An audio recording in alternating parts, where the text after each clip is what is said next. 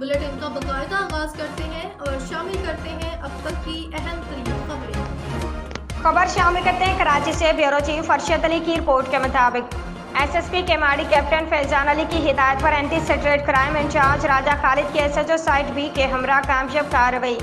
शेरशाह चौक पर मुजरिम सैयद गुटका मावा से लोड 3 मोटरसाइकिलें पकड़ी गई। जान मोहम्मद वल उस्मान नामी गुटका डीलर गिरफ्तार, जबकि 2 मुलजमान मौका से फरार होने में कामयाब हो गए। तीनों मोटरसाइकिलों पर बंधे बैगों से 100 थैलियों में 2000 अदद पुड़ियाँ तैयार मावा बरामद। गिरफ्तार मुलजिम मावे का मेन डीलर है, जो हब बलोचिस्तान से गुटका मावा मंगवाकर कराची के इलाकों में सप्लाई करता है। मुलजिम इससे कबल भी गुटका मावा केस में थाना मौजू से बंद होकर जेल जा चुका है। मुलजमान के खिलाफ मुकदमा दर्ज करके मजीद तफ्तीश की जा रही है।